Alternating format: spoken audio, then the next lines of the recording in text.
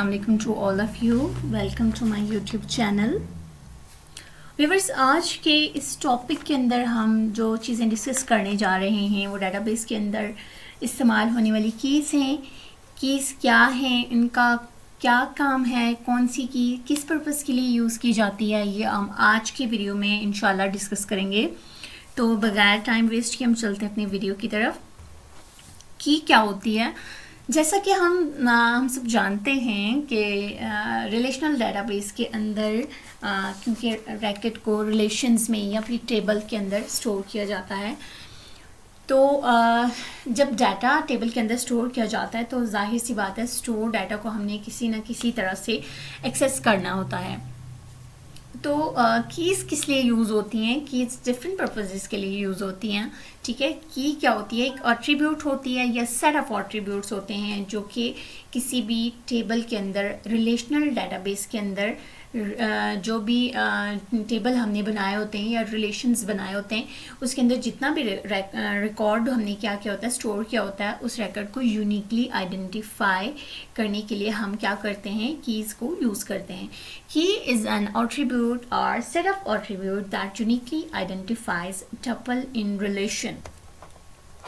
The keys are defined in tables to access or sequence the stored data quickly and smoothly. तो keys किस लिए use की जाती हैं टेबल के अंदर?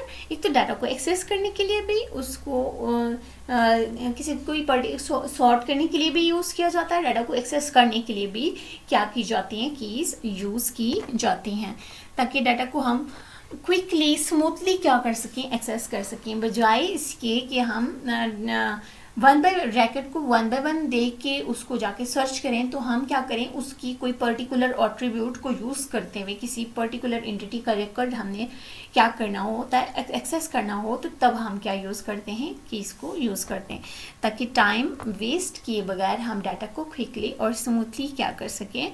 एक्सेस कर सकें। They are also used to create relationship between different tables. Relational database के अंदर हमने क्या करना होता है? रिलेशन भी इस्टेब्लिश करने होते हैं। जैसे एक टेबल की किसी प्राइमरी की को उठा के हमने दूसरे टेबल में यूज़ कर लिया। जैसे हमारे पास आ जाते हैं टू टेबल्स, एक आ जाता है स्टूडेंट का टेबल और सेकंड टेबल आ जाता है हमारे पास सब्जेक्ट का, या एक टेबल आ जाता है टीचर का, दूसरा टेबल आ जाता है सब्जेक्ट का। तो हम क्या कर सकते हैं? दोनों टेबल के दरमियान रिलेशन इस्टेब्लिश कर सकते हैं, लॉजिकल रिलेशन इस्टेब्लिश कर सकते हैं। और कैसे कर सकते हैं? एक टेबल की प्राइमरी की को दूसरे टेबल के अंदर हम एज अ फॉरेन की यूज़ करके हम दोनों रिलेशंस के अंदर क्या कर सकते हैं? एक रिलेशन इस्टेब्लिश कर सकते हैं। तो कीज़ को रिलेशन इस्टेब्लिश करने के लिए भी क्या किया जाता है? यूज़ किया जाता है। Different types of keys used in database: primary की, कंपोजिट की, कैंडिडेट की, ऑल्टरनेट की, फॉरेन की, सेकेंडरी की एंड सॉर्ट की। 7 डिफरेंट टाइप्स ऑफ कीज़, और हम वन बाय वन इसकी फंक्शनैलिटी को क्या करेंगे? डिस्कस करेंगे। प्राइमरी की सबसे पहली की आ जाती है प्राइमरी की, and it is one of the most important की in database. An attribute or set of attribute that uniquely identifies a row or record in relation is known as primary key. कि primary की क्या है? किसी attribute है जो कि क्या करती है? रिलेशन के अंदर रैकेट को यूनिकली आइडेंटिफाई करती है। हमारे पास रिलेशन में एक टेबल के अंदर बहुत ज़्यादा एंटिटीज़ का रैकेट क्या हो सकता है? मौजूद हो सकता है, और उन सब एंटिटीज़ में से हमने किसी एक का रिकॉर्ड एक्सेस करना हो, यूनिकली आइडेंटिफाई करना हो, तो उस पर्पज़ के लिए हम प्राइमरी की यूज़ करेंगे। प्राइमरी की को यूज़ करके आप क्या कर सकते हैं? रिकॉर्ड को यूनिकली आइडेंटिफाई कर सकते हैं। जैसे मैंने किसी भी एम्प्लॉय का, जैसे एम्प्लॉय 10 या 20 या 100 या 200, ठीक है, उसकी आईडी है, तो मैं इस आईडी को, इस एट्रीब्यूट को एज अ प्राइमरी की यूज़ करके उस एम्प्लॉय का रिकॉर्ड उन हज़ारों की तादाद में पाए जाने वाली एंटिटीज़ या उस हज़ारों की तादाद में पाए जाने वाले रिकॉर्ड से मैं इस रिकॉर्ड को यूनिकली आइडेंटिफाई कर सकती हूँ। Some important points about primary की: a relation can have only one primary key. Relation can have only one primary key. Each value in primary key attribute must be unique. Primary key cannot contain null value. किसी भी relation के अंदर जब आप किसी भी field को primary की के तौर पे जब आप यूज़ करते हैं, किसी एट्रीब्यूट को प्राइमरी की के तौर पे यूज़ करते हैं, तो उसकी वैल्यू क्या होनी चाहिए?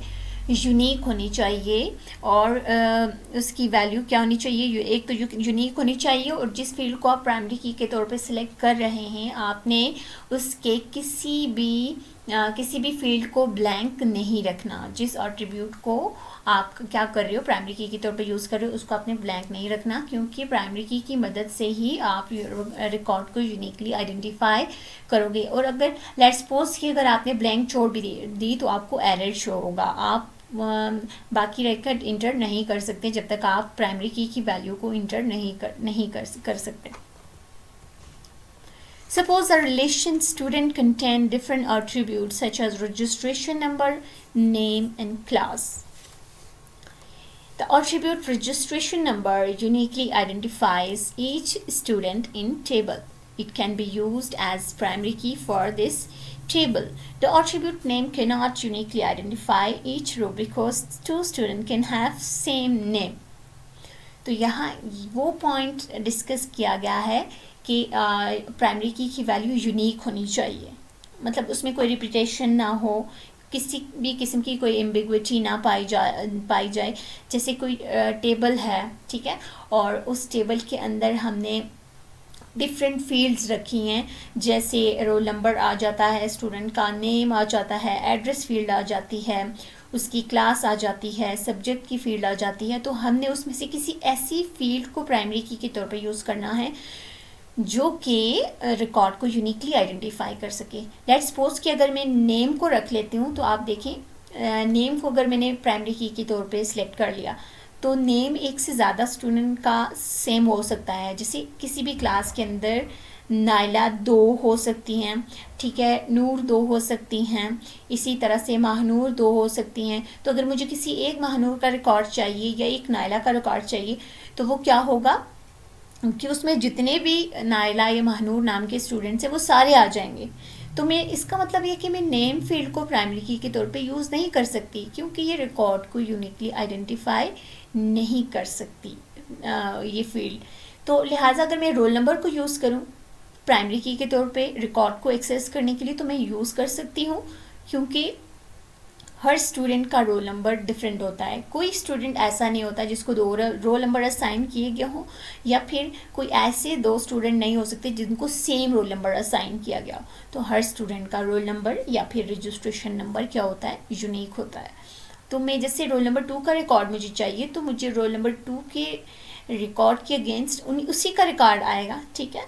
और इसी तरह से रोल नंबर 5 का या 10 का, ठीक है, तो 5 का एक्सेस करूँगी तो 5 का ही आएगा, 6 का तो आ नहीं सकता, ठीक है। तो ये ऐसी रोल नंबर या रजिस्ट्रेशन नंबर ऐसी फील्ड्स हैं जो रिकॉर्ड को यूनिकली आइडेंटिफाई करते हैं। इसमें किसी किस्म का रिपीटेशन के कोई चांसेस नहीं होते, डुप्लीकेशन के कोई चांसेस नहीं होते। तो लिहाजा हमने प्राइमरी की ऐसी फील्ड को सिलेक्ट करना है जो रिकॉर्ड को यूनिकली आइडेंटिफाई कर सके। जैसे यहाँ टेबल है, इसके अंदर रजिस्ट्रेशन नंबर, नेम, क्लास या फ़ोन नंबर है। तो अगर मुझे प्राइमरी की के तौर पे सिलेक्ट करना है, तो मैं रजिस्ट्रेशन नंबर को सिलेक्ट करूँगी, या फिर रजिस्ट्रेशन नंबर नहीं है तो रोल नंबर है, तो मैं डेफिनेटली रोल नंबर को प्राइमरी की के तौर पे यूज़ करूँगी। यहाँ पे नेम, क्लास या फिर फ़ोन नंबर को प्राइमरी की के तौर पे नहीं यूज़ कर सकते। Composite key or concatenate key. A primary key that consists of 2 or more attribute is known as composite key. Composite key क्या होती है? जिसमें हम किसी भी 2 फील्ड्स को मिला के प्राइमरी की के तौर पे यूज़ करें, उसको बोलते हैं कंपोजिट की। जैसे ये टेबल हमारे पास दिया गया है, इसमें रोल नंबर और सब्जेक्ट दिए गए हैं। तो roll number 1 and roll number 2, roll number 1 का इंग्लिश के मार्क्स, रोल नंबर 1 के मैथ के मार्क्स और रोल नंबर 2 की मैथ के मार्क्स। तो अगर इसमें हमने 2 फील्ड्स को क्यों यूज़ किया? क्योंकि अगर हम रोल नंबर 1 का इंग्लिश का रिकॉर्ड अगर हम एक्सेस करना चाहें और रोल नंबर को सिर्फ रोल नंबर फील्ड को अगर हम प्राइमरी की के तौर पे यूज़ करें, तो यहाँ हमारे पास रोल नंबर 1 के 2 रिकॉर्ड हमारे पास सामने आ जाएंगे। एक तो उसकी इंग्लिश के और दूसरा उसके मैथ के मार्क्स आ जाएंगे। लेकिन हमने क्या करना है, इस टाइप की सिचुएशन में हमने कंपोजिट की को यूज़ करना है कि एक रोल नंबर के अगेंस्ट हमें अगर एक रिकॉर्ड ही एक एंटिटी का रिकॉर्ड ही सामने आए लेकिन डुप्लीकेट रिकॉर्ड सामने नहीं आए, तो इसलिए हम क्या करेंगे, इस सिचुएशन में हम रोल नंबर और सब्जेक्ट को प्राइमरी की के तौर पे क्या करेंगे, यूज़ करेंगे। तो इस तरह से हम क्या करेंगे, रोल नंबर और सब्जेक्ट को कंपोजिट की के तौर पे हमने क्या कर लिया, यहाँ पे हमने 2 कीज़ को मिला के प्राइमरी की के तौर पे यूज़ कर रहे हैं, तो ये आ जाएगी कंपोजिट की। और कंपोजिट की वहाँ यूज़ होती है जहाँ सिंगल एट्रीब्यूट रिकॉर्ड को यूनिकली आइडेंटिफाई नहीं कर सकता। वहाँ पे रिकॉर्ड में रिपीटेशन आ रही है, डुप्लीकेशन आ रही है, तो तब आप क्या कर सकते हो, प्राइमरी की के तौर पे 2 कीज़ को यूज़ कर सकते हो। कैंडिडेट की, कैंडिडेट कीज़ की थर्ड टाइप है। कैंडिडेट की क्या होती है, ऐसी कीज़ किसी भी रिलेशन के अंदर, किसी भी टेबल के अंदर ऐसी कीज़ या सेट ऑफ की, ऐसी की या सेट ऑफ कीज़ जिनको हम प्राइमरी की के तौर पे यूज़ कर सकते हैं। मैं फिर से बता रही हूँ, ऐसी कीज़ या सेट ऑफ कीज़ जिनको हम प्राइमरी की के तौर पे यूज़ कर सकते हैं उनको कहते हैं कैंडिडेट की। जैसे किसी पोजीशन के लिए, किसी भी वैकेंसी के लिए बहुत ज़्यादा लोग अप्लाई करते हैं, तो वो सब क्या करते हैं, जो क्राइटेरिया को फुलफिल करते हैं वो कैंडिडेट्स होते हैं, लेकिन उसमें से सिलेक्ट बेस्ट लोग होते हैं। ठीक है, इसी तरह से यहाँ पे भी क्या है, टेबल के अंदर एक या एक से ज़्यादा कीज़ जो प्राइमरी की और कैरेक्टरिस्टिक्स को फुलफिल करे, ठीक है, वो सारी कीज़ क्या आ जाती हैं, कैंडिडेट कीज़ आ जाती हैं। A relation can have many attributes or set of attributes that can be used as primary key. The attribute or set of attributes that can be used as primary key is called candidate key. कि एक relation के अंदर एक से ज़्यादा ऐसी properties हो सकती हैं, एक से ज़्यादा ऐसी एट्रीब्यूट्स हो सकती हैं जो प्राइमरी की के तौर पे यूज़ हो सकती हैं। और जो कीज़ या जो एट्रीब्यूट प्राइमरी की के तौर पे यूज़ हो सकती हैं उनको हम कहते हैं, वो क्या हैं, candidate keys. Suppose student relation contain different attributes such as registration number, roll number, name in class.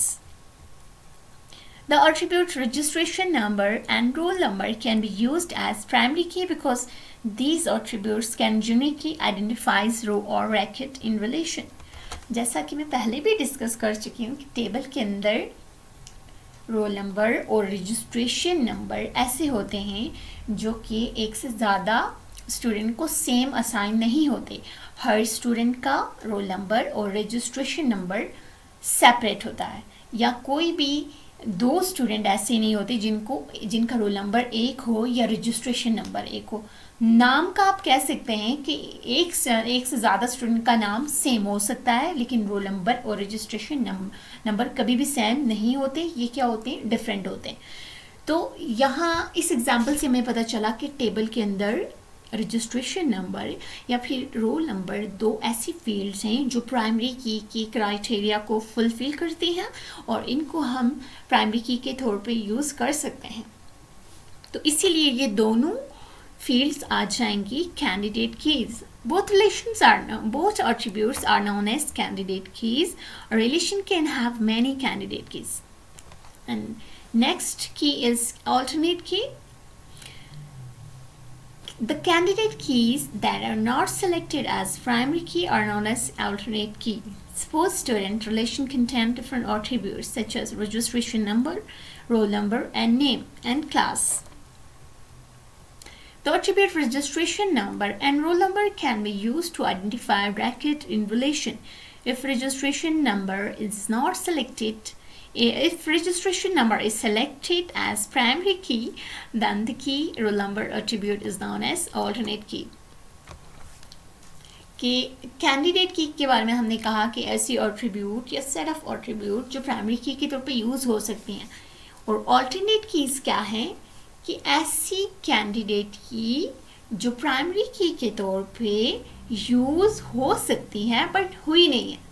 जैसे रजिस्ट्रेशन नंबर और रोल नंबर, ये दोनों क्या हैं, ये दोनों हैं कैंडिडेट की, ये फर्स्ट हैं।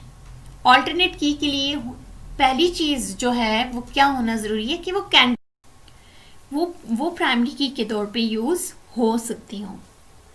ऑल्टरनेट की के लिए क्या चीज़ होना ज़रूरी है? पहले तो ये होना ज़रूरी है कि वो क्या हो, कैंडिडेट की हो, मतलब वो प्राइमरी की सारी कैरेक्टरिस्टिक्स को फुलफिल करती हों, ठीक है। और दूसरे नंबर पे क्या चीज़ कि जैसे रोल नंबर और रजिस्ट्रेशन नंबर, यहाँ पे दो क्या आ जाती हैं, एट्रीब्यूट्स या फील्ड्स आ जाती हैं। तो ये दोनों, पहली चीज़ तो ये कि कैंडिडेट की हैं, और लेट्स सपोज कि मैं रजिस्ट्रेशन नंबर को प्राइमरी की के तौर पर सिलेक्ट कर रही हूँ, तो रोल नंबर क्या आ जाएगा? ऑल्टरनेट की ऐसे आ जाएगा कि ये प्राइमरी की के तौर पे यूज़ हो सकती है बट अभी हुई नहीं है, क्योंकि रजिस्ट्रेशन नंबर हमने प्राइमरी की के तौर पे यूज़ कर ली, और रोल नंबर क्या आ जाएगी? ऑल्टरनेट की आ जाएगी। आई होप कि आप इस पॉइंट को समझे होंगे। बहुत ज़्यादा स्टूडेंट्स जो होते हैं वो इस पॉइंट पे आके थोड़े से कंफ्यूज हो जाते हैं कि भाई कैंडिडेट की और ऑल्टरनेट की क्या है, तो इसीलिए मैंने इस पे ज़्यादा फोर्स दिया है, इसको एग्जाम्पल से समझाने की कोशिश की है। Foreign key is an attribute or set of attributes in relation whose value match primary key in another relation. The relation in which primary key is created is known as dependent table or child. Foreign की क्या है? Let's suppose कि हमारे पास दो table हैं, तो हम उनके दरमियान कोई कनेक्शन, लॉजिकल कनेक्शन इस्टेब्लिश करना चाहते हैं, तो हम सिंपली क्या कर लेंगे, एक टेबल की प्राइमरी की को उठा के दूसरे टेबल में यूज़ कर लेंगे। तो क्या हो जाएगा? ओरिजिनल टेबल होगा पेरेंट टेबल जिसके अंदर वो की पाई जाती थी, और जिसके अंदर हमने सेकंड टेबल जिसके अंदर हमने यूज़ किया वो आ जाएगा चाइल्ड टेबल। जैसे यहाँ मेरे पास दो टेबल्स हैं, ठीक है, तो first table and second table. तो फर्स्ट टेबल आ जाएगा स्टूडेंट का और सेकंड सब्जेक्ट का। तो यहाँ देखिए रोल नंबर, नेम, एड्रेस, ये इसकी फील्ड आ जाती हैं टेबल नंबर 1 की, और सेकंड की आ जाती है subject, marks, session and registration number. तो हमने रोल नंबर को उठा के सब्जेक्ट वाले टेबल में यूज़ किया, और इनके दरमियान हमने एक कनेक्शन इस्टेब्लिश किया, लॉजिकल कनेक्शन। किसके थ्रू किया? हमने टेबल को फॉरेन की को यूज़ करके किया। ये अपने टेबल में रोल नंबर प्राइमरी की के तौर पे एक्ट कर रहा है, और सेकंड टेबल में जाके ये फॉरेन की के तौर पे पाई जाती है ये की, ठीक है, फॉरेन की के तौर पे एक्ट कर रही है।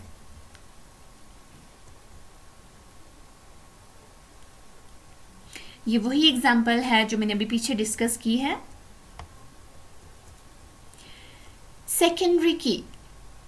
सेकेंडरी की क्या है? An attribute or set of attributes that is basis for retrieval is known as secondary key. Secondary key can be non-unique key. One secondary key value may refer to many records.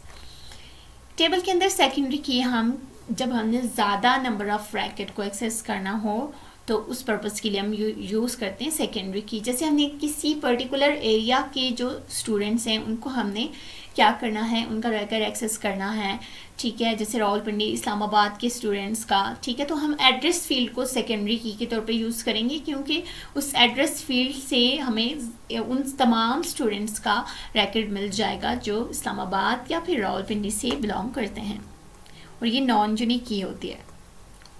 Sort और control की ये sorting purpose के लिए use की जाती है। Data को आप असेंडिंग ऑर्डर में भी सॉर्ट कर सकते हैं और डिसेंडिंग ऑर्डर में भी क्या कर सकते हैं, रिकॉर्ड कर सकते हैं।